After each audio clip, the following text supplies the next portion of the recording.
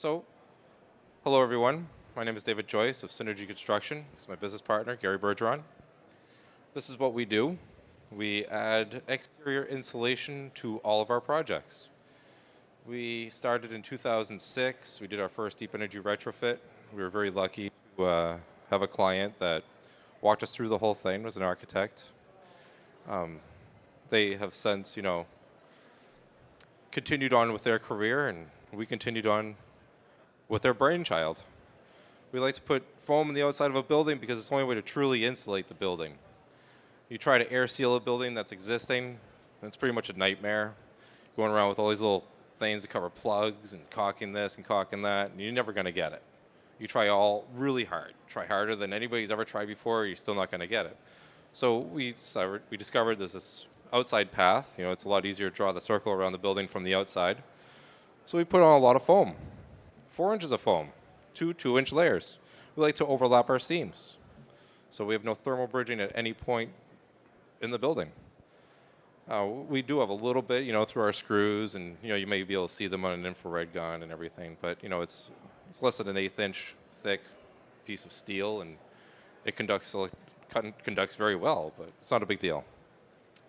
So with 4 inches of polyiso, it's an R26, which is more than was in your stud cavity. It's continuous.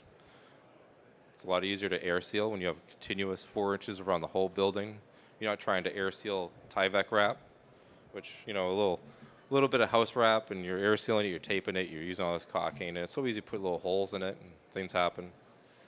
So we went for the more of a method of applying 4 inches. It's a lot more. We cut off our rafter tails so we don't have the thermal bridge of the rafter tail sticking out. We cover the whole thing with foam. We put screws in through our strapping to create a rain screen on the outside. So we have strapping, much like this. I just want one stop broken. Yeah. So after we go ahead, we put our house wrap on the building. We air seal at the bottom. I was going to bring in a bottom edge detail to show you, but with 50 buildings retrofitted, we've done 15, 16 different bottom edge details. Everybody can do their own detail. There's so many different ways of doing it. You can have bug screen, you don't have to have bug screen, you can cap it all off, you can let it breathe. There's just too many options, and I could show you one of them or 10 of them, and you could probably come up with a better one on your own. So we go with just the wall. So you start your bottom edge detail, you get your house wrap on, you put your foam on. For window penetrations, we cut out the foam, we put the foam right over the window, then we cut it out. Behind this is a 2x4 buck, solid 2x4. Across the top, down both sides, you only need on the bottom because we don't secure the bottom at all. That's what the window is secured to. So the window is secured just like it would be in anyone's home, in a home built to code today. That didn't have foam on it, it would still be secured to wood. This wood is secured, and it is then screwed with these screws into the stud.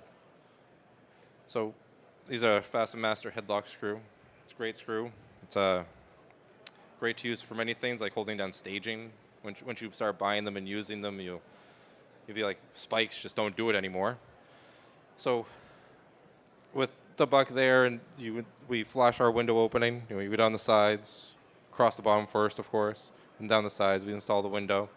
Then we're able to flush the window on the outside. This is our drainage plane. So we know that eventually, even though we have siding and trim on the building, we're going to run into water getting behind our siding and our trim. And so we make this our drainage plane, which the foil facing cannot be hurt by water. Their membranes can't be hurt by the water. They're protected from UV, which is probably the most harmful thing that's going to happen to them. Is during construction, when the sun can hit it, it can break down the glues and the tape themselves. But once we get it covered, and you have 4 to 6 months to get that done, should be enough time. We get done. Then we put up pieces of strapping to complete our rain screen. So 3/4 inch rain screen is all that's really required for all the ventilation that you'd need here. If you had a 1/4 inch, you'd still be vented. It would be back vented siding. but 3/4 of an inch. Well, here I got him screwing it into the 2x4 buck that's around the window.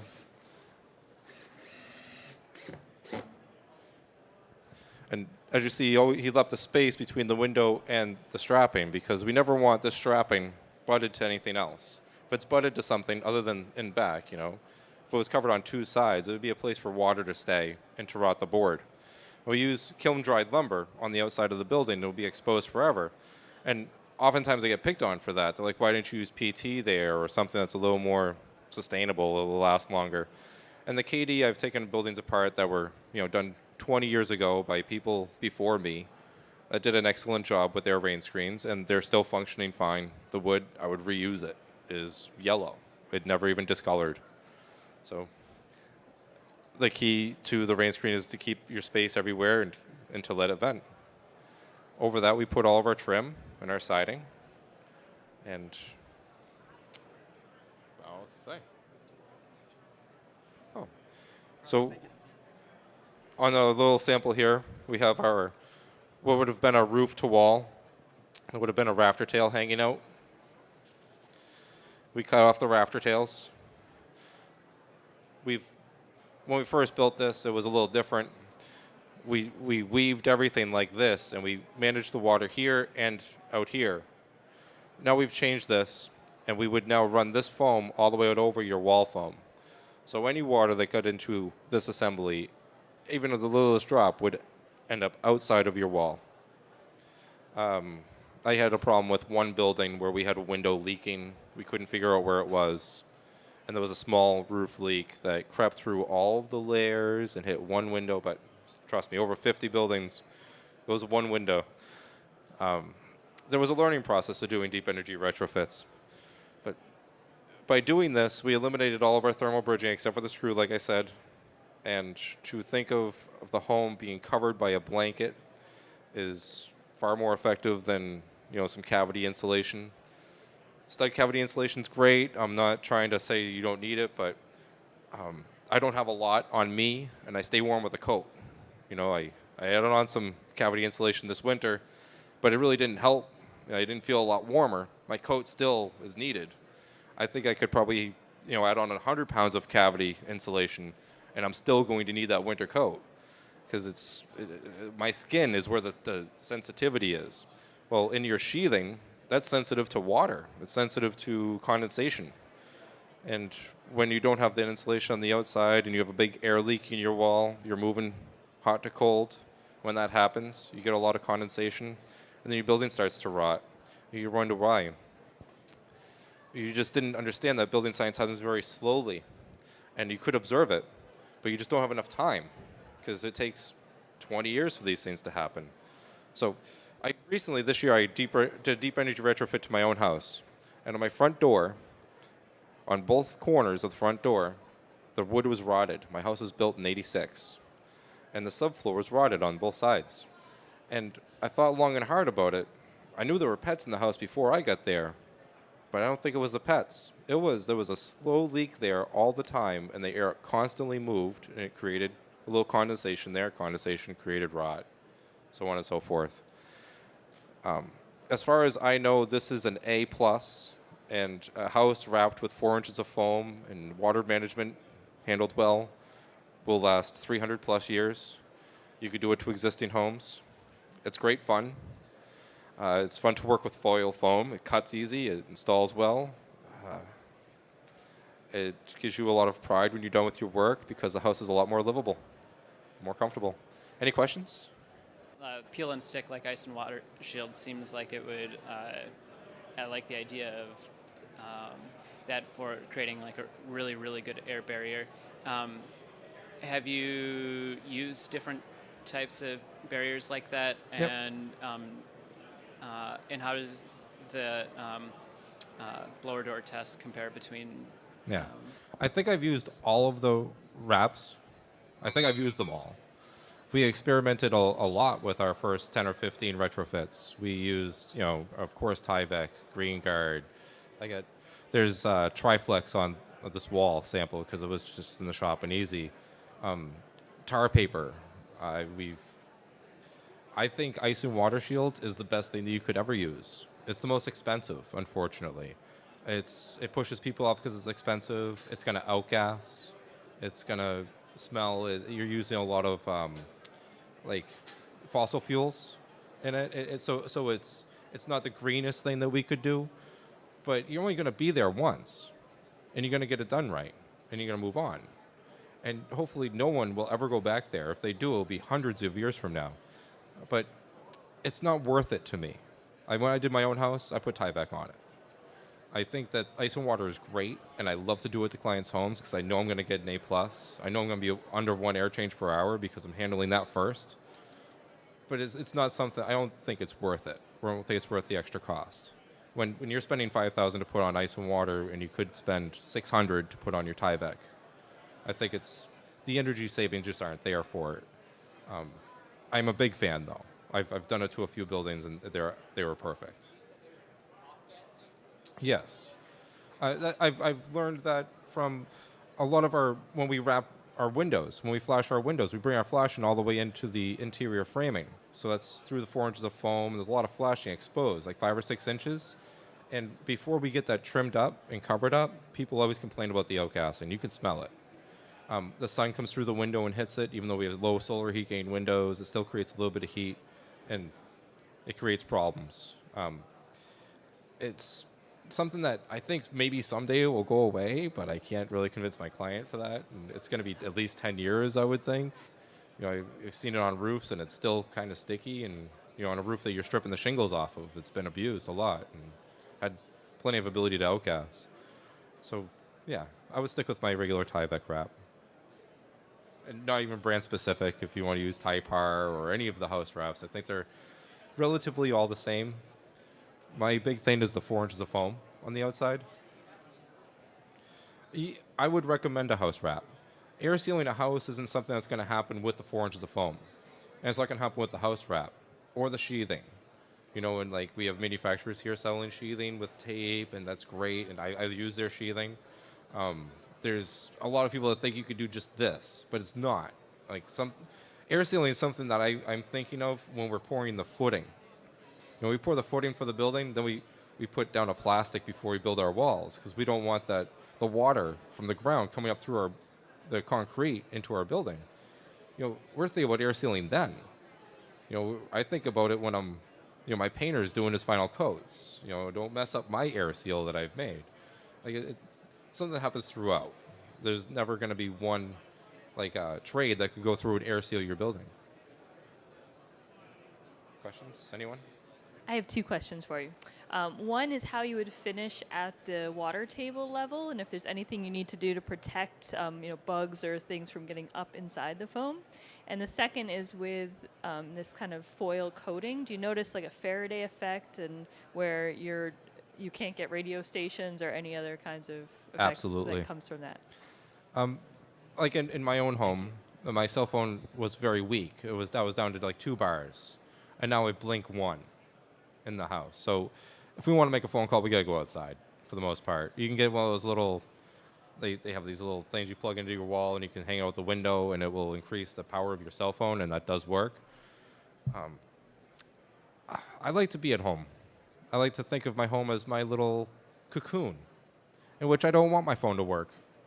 Honestly, you can get me by email. It comes through my router. It's great. As far as bottom edge details, like I said, there's at least 15 different bottom edge details that we've done. I think all the foam should be encapsulated. We don't want to leave this exposed. Some animals like to dig through it. We do everything with metal. So I do a little, like a window flashing at the bottom. Comes down the wall, comes out, and has a little drip. And it would cover all of the foam. On the outside of that, we have a bug screen. That, so, a lot of this it's covered in the magazine that was on the table today. There was a little section about that. It has a little bottom edge detail from one of my jobs, actually. I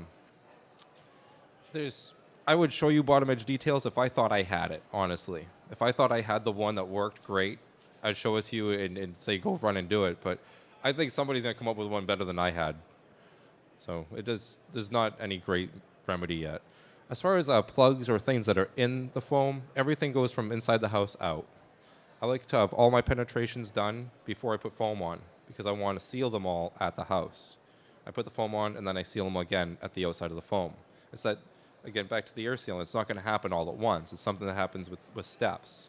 You know, like the electrician just haphazardly threw the wire through the wall and set the light out in a regular construction house. But when he gets to my house, he knows he has to get that done, and then I'll deal with the wire, and then I'll deal with it again, and then you get to put your outlet on. You know, and it just it lets them know that like they can't just drill holes and put big penetrations everywhere.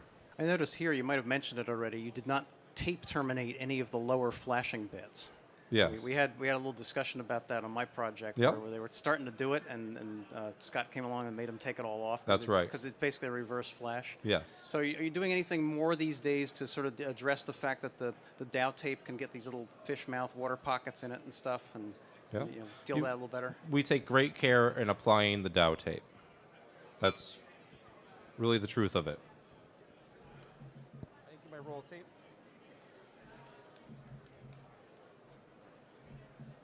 Well, I asked them to make me wider tape, so they made me a 4-inch roll of tape. So I can order 4-inch rolls of tape now, eliminating more fish mouths and just the width of it. But the tape should be applied very well. We like to shingle everything. When we do the tape, we make sure that the top edge is always good, and we work from the bottom up. I was wondering if you could give us just a typical job, kind of average house, a budget, and how do people finance this? I mean, I love the work, but it looks expensive. I've done small capes, like a 1,200 square foot home. It's a small cape for $65,000. I've done 4,300 square foot homes for $250,000. I've done 1,500 square foot homes for $400,000. The ballpark is all over the place. It's all about your finishes and what you would like. I've never put vinyl siding on many of them, so nobody ever wants that. Everyone wants hardy. They want composite trim. They want to spend all of the money on it, so then your price starts creeping up.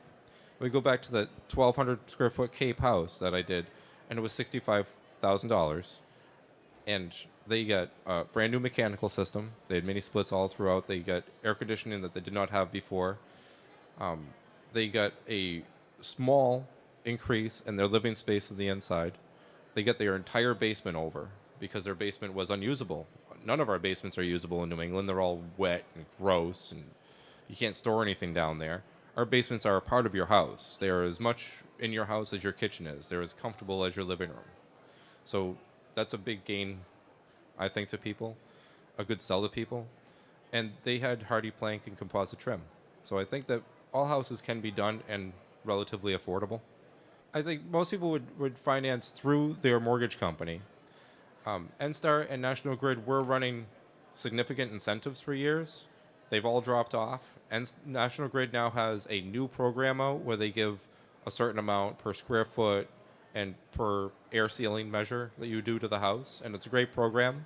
It doesn't give nearly as much money as a previous program did, but it's available to a lot more people, and even if you're only doing part of it.